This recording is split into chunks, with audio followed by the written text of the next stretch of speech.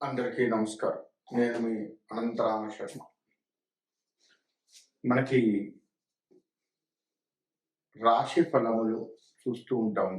ఎందుకు చూస్తాము అసలు రాశి ఫలాలు అంటే, ప్రతి నెల కూడాను ఈ రాశి ఫలాలు చూసుకోవడము, లేదు ఇలా మీడియాల్లో వినడము, చేయడము చేస్తూ ఉంటాం. ఎందుకు అనే విషయానికొస్తే, గత నెల కంటే ఈ నెలన్నా బాగుందా లేదా అనేది ఒకటి.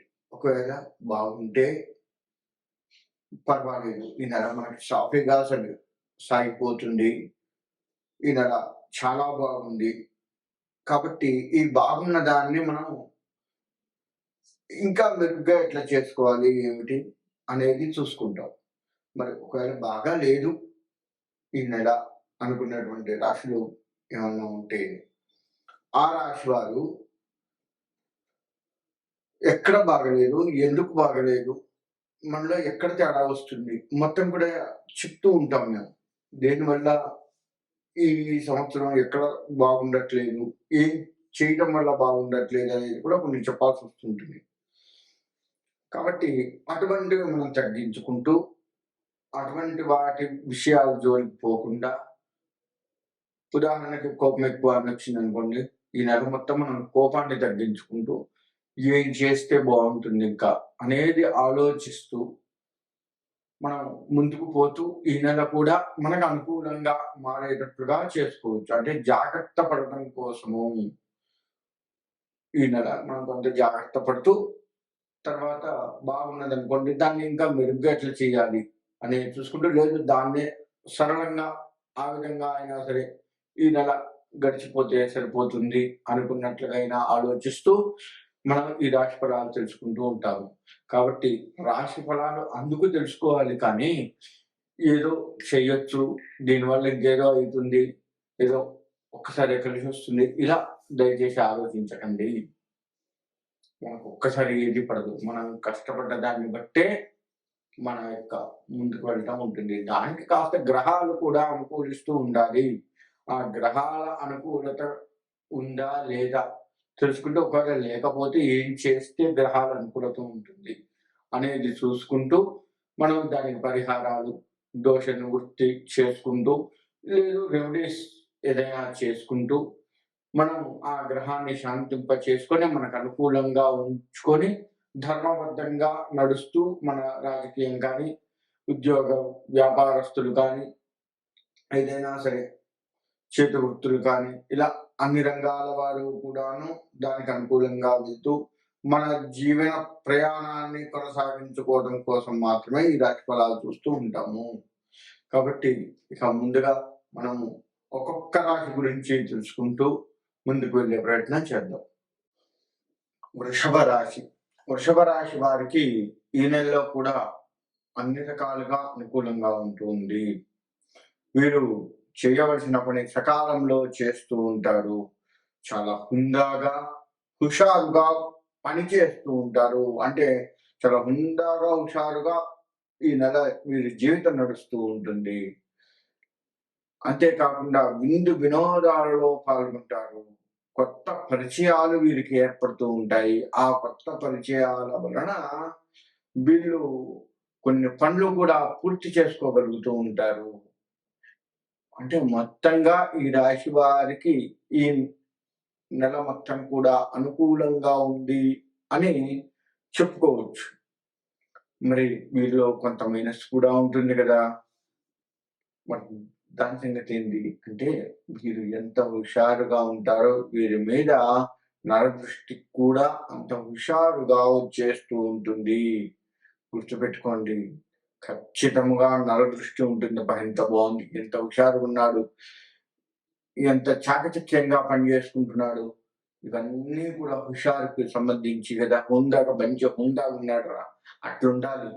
హుందాగున్నదిరా, అట్లా ఉండాలి. ఇలా అనుకుంటూ ఉంటాడు. వెంటనే నా దృష్టి వస్తుంది. దానికి పరిహారం చెప్పేసుకుందాం. అయితే ఇక్కడ చేతి వృత్తుల వారికి అనుకూలంగా ఉంటుంది. వ్యాపారస్తులకి కూడా అనుకూలంగా ఉంటుంది. వీరితో విద్యార్థులకు కూడా అనుకూలంగా ఉంటుంది. అందరికీ ఇక అన్ని రంగాల వారికి అనుకూలంగా ఉంది అనే చెప్పుకోవచ్చు. వీరి యొక్క ఆలోచన విధానం కూడా మెరుగ్గా ఉంటుంది. ఒక్కొక్కసారి ఈ నరదృష్టి వల్ల ఆలోచన మార్పులు కొంత పక్కదారి బట్టి ఆస్కారం కనబడుతూ ఉంది. మరి వీరికి ఏం చేయాలి? నరదృష్టికి ఏం చేయాలి అంటే, వీరు గల్ల ఉప్పు, రాళ్ళ ఉప్పు ఉంటుంది కదా, ఆ రాళ్ళ ఉప్పుని నీళ్ళల్లో వేసుకొని కొంచెం కలిపి, వేడి నీళ్ళు చేస్తే వేడి నీళ్ళు, చన్నీళ్ళు చేస్తే చన్నీళ్ళు, అది మీ ఇష్టం. కలిపి ఆ రాళ్ళ ఉప్పుతో కనుక స్నానం చేసినట్లయితే కాస్త నరదృష్టి తగ్గే ఆస్కారం కనపడుతుంది. అంతేకాకుండా నల్ల దారం చేతికి కట్టుకోవడం, కాశీ దారం అంటాం, అది చేతికి కట్టుకోండి, లేదా నల్లదారం కాలుకి కట్టుకోండి. ఇలా కట్టుకుంటే ఖచ్చితంగా బాగుంటుంది. వీరు దిష్టి తీసుకుంటూ ఉండాలి మధ్య మధ్య. వారానికి ఒకసారి అయినా సరే, లేదు 3 రోజులకు ఒకసారి తీసుకున్నా ఇంకా మంచిది. చీపురుతోటో చెప్పుతోటో దేంతో ఒక దాంతో దిష్టి తీయించుకుంటే కాస్త ఆ యొక్క దృష్టి ప్రభావం తగ్గే అవకాశం ఉంటుంది. కాబట్టి ఆ విధమైనటువంటి ప్రయత్నం చేసి చూడండి, మీకు ఎంత బాగుంటుందో. మీ జీవితాన్ని ఈ నెల అందిపుచ్చుకునే విధంగా ఉంటారు, ఆ ఒక్క దృష్టి లేకపోతే. కాబట్టి మీరు ఆ విధంగా దృష్టి తీసుకుంటూ ఉండండి. అంతేకాకుండా వీరు శివుడికి అభిషేకం కూడా చేస్తూ ఉండండి. శివుడు లయకారకుడు అని చెప్పుకుంటూ వచ్చాం. కాబట్టి ఆ శివుడికి అభిషేకాన్ని కనుక చేసుకుంటే నెలలో ఒకసారి, రెండు సార్లు కనీసంగా చేసుకోండి. 2 సార్లు చేసుకుంటే మంచిది. ఎందుకంటే ఈ నెలలో మనకు మహాశివరాత్రి అనేది కూడా వస్తూ ఉంటుంది. ప్రతి నెల మహాశివరాత్రి వస్తుంది. మహాశివరాత్రి నాడు అభిషేకం చేస్తే చాలా మంచిది. ప్రథమంగా అభిషేకం చేసుకోండి. నెల మొదటిలో, చివరిలో ఒకసారి చేసుకోండి. ఈ మధ్య ఆ శివాభిషేకం మిమ్మల్ని కాపాడుతూ ఉంటుంది.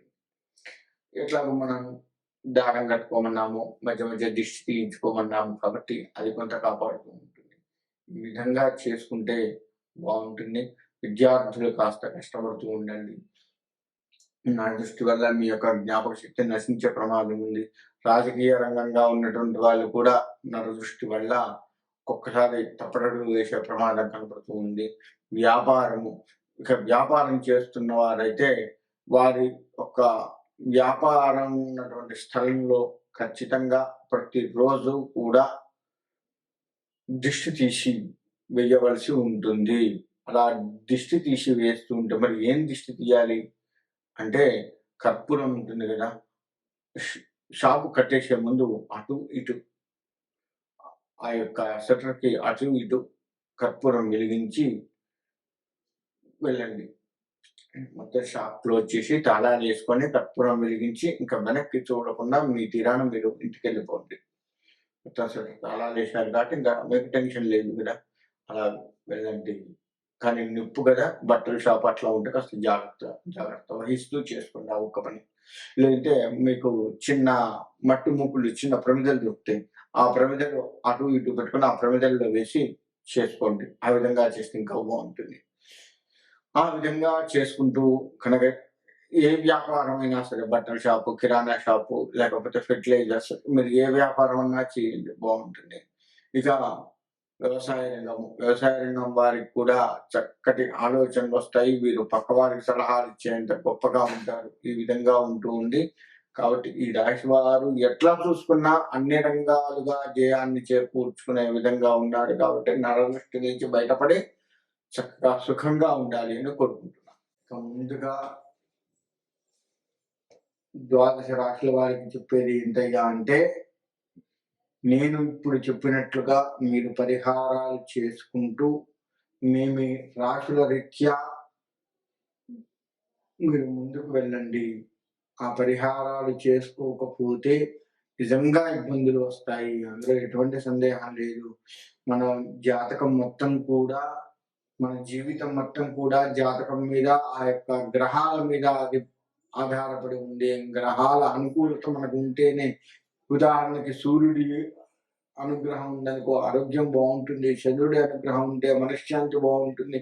ఇలా ఒక్కొక్క గ్రహం ఒక్కొక్కటి చేస్తూ ఉంటుంది కాబట్టి మన జాతకరీత్యా ఏ గ్రహం బాలేదో దానికి సంబంధించి పరిహారాలు చేసుకుంటూ మీరు ముందుకు వెళ్ళడం ఎంతైనా శ్రేయస్కరం. కాబట్టి ద్వాదశ రాశుల వారు నేను చెప్పిన పరిహారాలు చేసుకుంటూ ముందుకు వెళ్ళి మీ యొక్క జీవితాన్ని తీర్చిదిద్దుకోవాలి అని కోరుకుంటున్నాను. మీ అందరికీ కూడా ద్వాదశ రాశుల వారందరికీ కూడా మీ ఇష్టదైవం, కులదైవాల యొక్క, గ్రామ దేవతల యొక్క అనుగ్రహం సంపూర్ణంగా కలిగి సుభిక్షంగా ఉండాలి అని కోరుకుంటూ సెలవు తీసుకుంటున్నాను.